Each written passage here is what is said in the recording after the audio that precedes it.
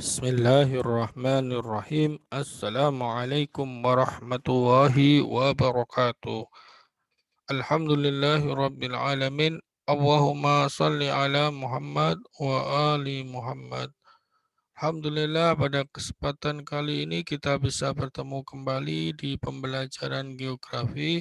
Kali ini kita akan melanjutkan materi tentang vulkano atau kegunung apian atau istilah di salah satu tenaga endogen pembentuk muka bumi adalah vulkanisme. Oke, sebelum kita mulai, marilah kita buka dengan membaca doa bersama. Kita berdoa mulai. Al-Fatihah. Oke, anak-anakku, Indonesia merupakan negara dengan posisi geologi yang sangat bisa dibilang menguntungkan, tapi juga bisa dibilang juga membahayakan karena posisi kita berada di 3 lempeng dunia, yaitu yang pertama lempeng Eurasia di sebelah utara, lempeng Indo-Australia di sebelah selatan, dan lempeng Pasifik di sebelah timur. Dengan dampak tersebut, maka Indonesia memiliki satu hasil dari pertemuan lempeng, yaitu adanya banyak gunung api. Pada kesempatan kali ini kita akan belajar apa itu vulkanisme. Vulkanisme adalah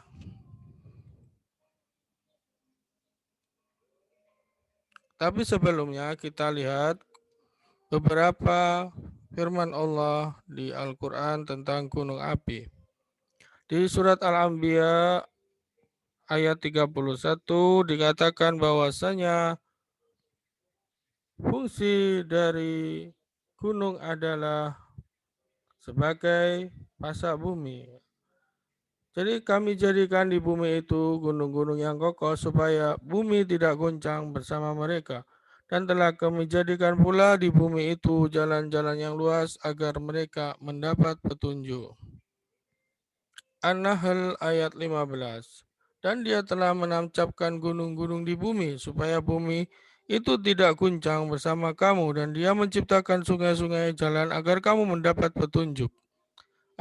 Yang pertama, fungsi dari gunung adalah yang pertama sebagai pasak bumi atau paku bumi, karena lempeng-lempeng bumi itu mudah bergerak dan saling bertabrakan, maka salah satu fungsi dari penyeimbang lempeng adalah gunung berapi, adanya pasak bumi. Yang kedua, sebagai penyedia bahan tambang. Apa yang ada di perut bumi, ada yang perut gunung berapi, itu adalah kandungan mineral dan bahan tambang yang sangat luar biasa yang bisa dimanfaatkan oleh manusia. Yang ketiga, sebagai fungsi keindahan atau estetika, di mana gunung salah satu tempat yang memiliki keindahan yang luar biasa dan pemandangan yang indah. Seperti ini yang kita lihat, salah satunya adalah Gunung Fuji. Di gambar ini kita lihat betapa indahnya gunung, dan ini merupakan fungsi estetik karena Allah itu maha indah dan menciptakan dan menyukai keindahan. Allahu jamil yuhibbul jamal.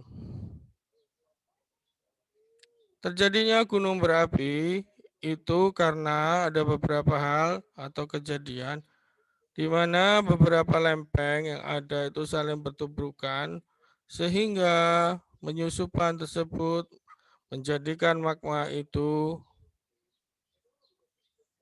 tertekan dan menuju ke atas atau keluar. Keluar yang magma ke permukaan bumi disebut sebagai gejala vulkanisme.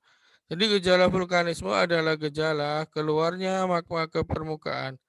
Ini lempeng 1, lempeng 2 saling bertabrakan sehingga lempeng 1 ini menekan sampai ke lapisan dapur magma sehingga magma itu menuju ke permukaan bumi. Nah, jadi vulkanisme bisa disimpulkan sebagai proses keluarnya magma dari dalam bumi menuju permukaan bumi.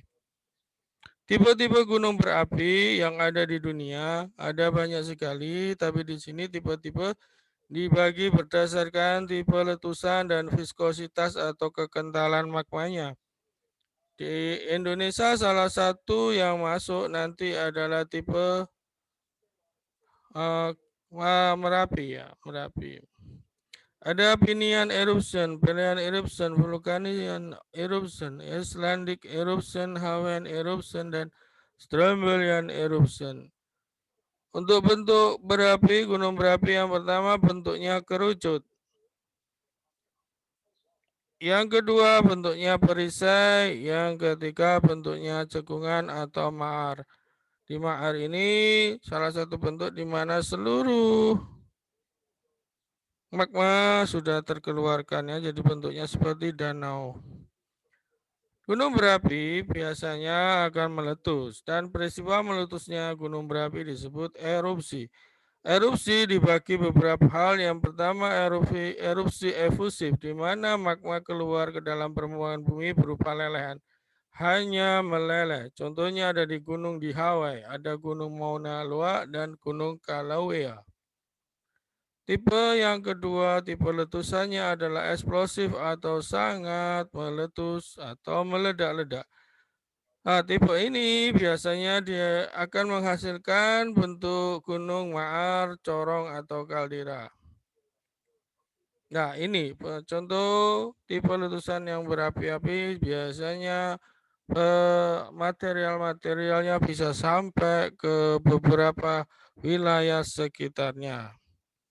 Erupsi campuran adalah erupsi campuran antara efusif dan eksplosif.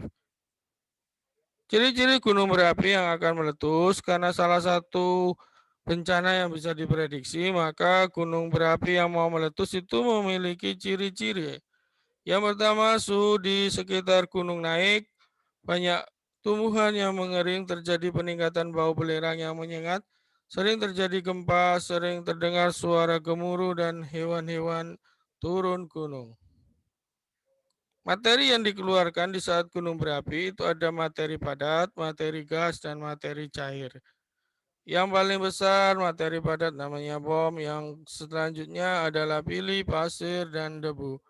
Materi gas kalau dia mengandung belerang disebut solvatar, jika mengandung karbon dioksida disebut gas karbon dioksida, atau kalau mengandung gas monoksida disebut MOFET. Materi cair bisa disebut ada lahar, ada uap air.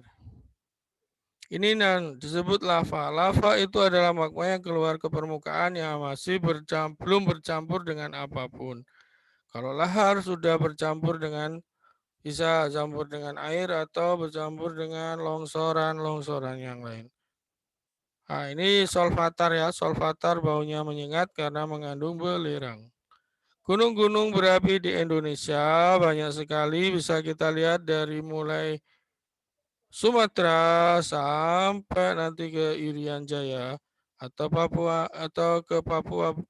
Di sini kita bisa lihat banyak sekali gunung-gunungnya. Kenapa kok banyak gunung? Seperti yang kita jelaskan tadi di awal bahwa Indonesia itu berada di 3 perbatasan lempeng dunia, yaitu Eurasia, Indo-Australia, dan satunya adalah lempeng Pasifik. Nah, dari 3 perbatasan tersebut, karena adanya tumbukan lempeng, maka punya banyak sekali gunung-gunung berapi. Di saat kita gunung itu meletus, ada tingkatan isyarat dari BMKG biasanya. Yang pertama normal. Normal itu tidak ada aktivitas sama sekali, waspada. Ada kenaikan level normal, ciri-cirinya biasanya ada aktivitas gempa di sekitar wilayah tersebut. Yang selanjutnya naik lagi jika ada peningkatan gempa yang sering, terus ada letusan, ada beberapa tanda yang lain, itu namanya level siaga. Awas, berarti gunung sudah meletus, harus dievakuasi. Oke, Untuk tugasnya kalian nanti menganalisis tentang gunung api. Gunung api yang pertama, kenapa Indonesia memiliki banyak gunung berapi dan apa dampak negatif dari gunung berapi? Karena tadi sudah ada dampak positif, maka kalian cari dampak negatif dari gunung berapi. Yang pertama pertanyaannya, kenapa Indonesia kaya gunung berapi? Yang kedua, apa dampak? Sebutkan dan jelaskan dampak negatif dari gunung berapi. Oke, kita tutup pembelajaran kali ini dengan membaca Fatihah bersama. Doa mulai. Kita tutup dengan baca Fatihah, sudah kita tutup. Ihdinas siratal mustaqim. Billahi taufiq wal hidayah. Assalamualaikum warahmatullahi wabarakatuh.